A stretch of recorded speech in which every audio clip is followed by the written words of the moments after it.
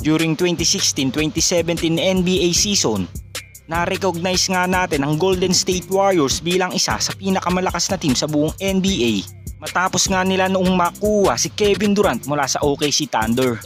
At ang championship core nilang binuo kasama si KD ay nanalo ng 67 wins sa regular season at kasabay din nito ang 16-1 record nila sa playoffs. So sa pagiging dominante nga noon ng Golden State Warriors kasama si Steph, Klay Thompson, Draymond Green, Kevin Durant at Andre Iguodala, isa nga ito sa itinuturing ng mga eksperto na best NBA team of all time. Dahil nagawa nga nila noong mag-back-to-back champion matapos nilang pauwin si LeBron James sa NBA Finals.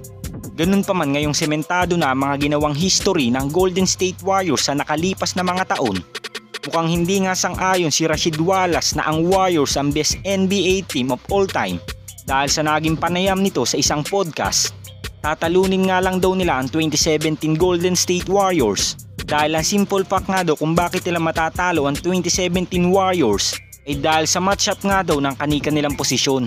At agad nga niya ditong binanggit ang 2-time MVP na si Stephen Curry na hindi nga daw ito defender.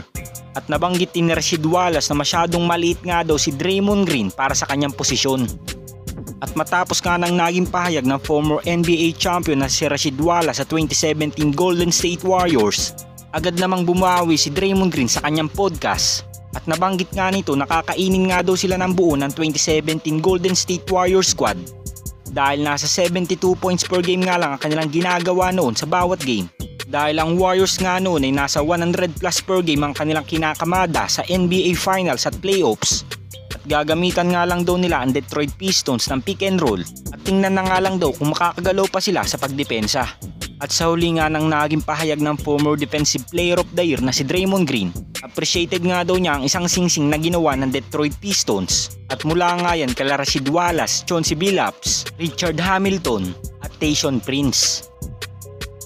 Samantala nang mabigyan naman ng pagkakataon ni Steve Kerr ang kanilang batang center na si Trayce Jackson Davis, hindi nga kaagad dito sinayang ang kanyang pagkakataon dahil agad nga siyang nagpamalas ng kanyang depensa. Kung scoring nga ang kulang sa kanilang team this season, lagi nga siyang may ambag sa kanilang mga veteran players upang magtuloy-tuloy nga ang kanilang panalo sa regular season. At dahil sa kanyang napaka-consistent na performance sa season ito, nakita nga kagad ang kanyang potensyal. At kung minsan pa nga ay ginagawa siya ng Warriors bilang starting center dahil mas complement nga ang kanyang laruan kala Steph, Klay at Draymond Green.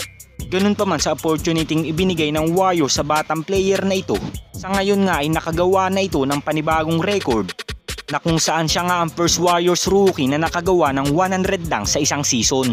At ngayon na nga lang ito nangyari sa history ng Golden State Warriors since 25 years.